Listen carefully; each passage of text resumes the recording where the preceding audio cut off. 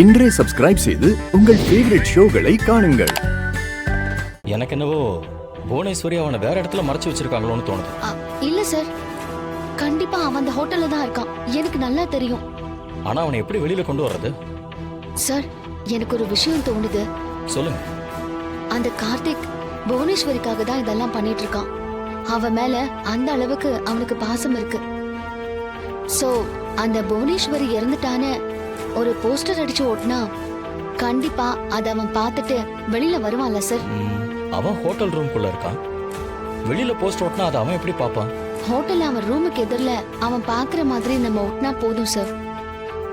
விண்டோக்கு வெளியில இருந்து கண்டிப்பா அவன் அதை பார்த்துட்டு அலறி அடிச்சுக்கிட்டு புவனேஸ்வரி வீட்டுக்கு ஓடுவான். அப்ப அவனை அங்க இருந்து நம்ம புடிச்சிடலாம் சார். ஆனா இருந்தாலும் இதுல ஒரு சட்ட சிக்கல் இருக்கு சார். என்ன? வெளியில வந்தவன் அந்த மேனேஜர் கிட்ட இருந்து போனை வாங்கி கண்டிப்பா புவனேஸ்வரிக்கு போன் பண்ணுவான். அப்புறம் இது ஃபேக்குன்னு தெரிஞ்சிடும். அது ஒன்றும் பிரச்சனை இல்லை.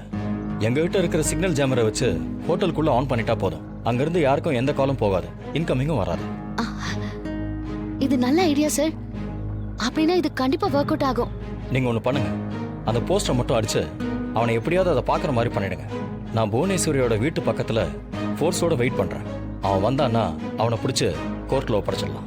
என்ன ஆனாலும் பரவாயில்ல, நாளைக்கு பெரியம்மாவுக்கு தண்டனை கிடைக்க கூடாது. அவங்கள எப்படியாவது காப்பாத்தி ஆகணும் சார். அவங்க எனக்கும் அம்மா மாதிரி தான். நாளைக்கு தான் நமக்கு இருக்கிற கடைசி சான்ஸ். இதை மிஸ் பண்ணிடக்கூடாது. கண்டிப்பா அவனை பிடிச்சிடலாம். சரிங்க சார், நான் வரேன்.